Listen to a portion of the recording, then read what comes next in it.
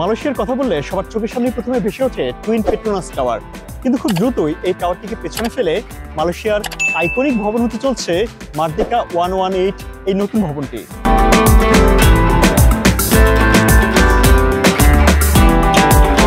118 তলা এই ভবনটি এই মুহূর্তে বিশ্বের দ্বিতীয় সর্বোচ্চ ভবন। দুবাইয়ের বুর্জ আল খলিফার পরে দ্বিতীয় অবস্থানে থাকা আকাশচুম্বী এই ভবনটির বিভিন্ন খুঁটিনাটি বিষয় চলুন আজকের পর্বে জেনে আসি।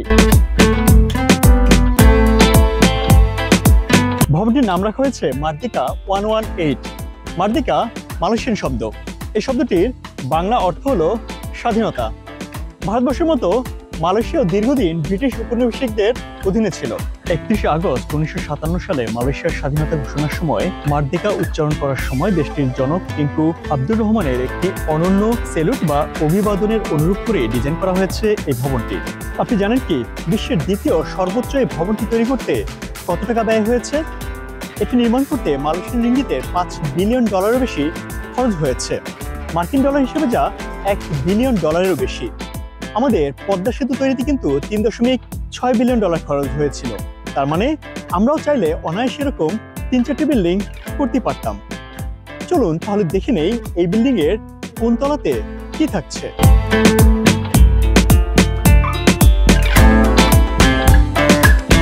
ভবনটির টপ ফ্লোর অর্থাৎ 118 তলায় থাকছে ভিআইপি লাউঞ্জ। মানে বুঝতে পারছেন উপর তলায় কাদের জন্য ব্যবস্থা রাখা হয়েছে।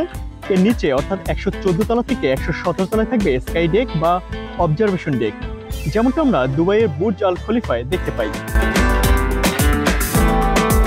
113 তলায় থাকছে বিলাসবহুল রেস্টুরেন্ট। একবার ভাবুন তো, মেঘেরও অনেক উপরে বসে আয়েশে ভঙ্গিতে কফি খাচ্ছেন আপনি। আপনারা কেউ এই রেস্টুরেন্টে বসে কফি খেতে চাইলে কমেন্ট করে জানাতে পারেন। চলুন তাহলে আরেকটু নিচে নেমে দেখি কি থাকছে অন্যান্য ফ্লোরে। 100 থেকে 111 তলায় থাকছে বিশ্ববিখ্যাত পার্ক হায়াত হোটেল। 99 তলায় থাকবে ইনডোর জিম, স্পা এবং সুইমিং পুল। 97 ও 98 তলায় আবার পার্ক হায়াত হোটেলের। 6 তলা থেকে 96 তলা পর্যন্ত বিভিন্ন অফিসের জন্য বরাদ্দ থাকবে। একেবারে নিচ তলা থেকে 5 তলা পর্যন্ত থাকবে শপিং মল। ভবনটির মাটির নিচে থাকছে আরো 5 তলা, সেগুলো মূলত কার পার্কিং এর জন্য রাখা হয়েছে। মতিঝিলের মতো রাস্তায় কার পার্কিং এর কোনো ব্যবস্থা রাখা হচ্ছে না এখানে। ভবনটির কাঠামোগত নির্মাণ কাজ শেষ হয়ে গেলেও এখনো এটি আনুষ্ঠানিকভাবে উদ্বোধন করা হয়নি, তাই দক্ষিণ পূর্ব এশিয়ার সর্বোচ্চ ভবনটির ভিতরের চিত্র দেখানো সম্ভব হচ্ছে না। আশা করি পরবর্তী পর্বে এর ভেতরের সৌন্দর্য দেখাতে পারবো। সে পর্যন্ত সবাই ভালো থাকবেন। আজ এ পর্যন্তই। মালয়েশিয়া নিয়ে এরকম অসাধারণ কিছু ভিডিও দেখতে চাইলে চ্যানেলটি সাবস্ক্রাইব করে রাখতে পারেন। ভালো থাকুন সব সময়।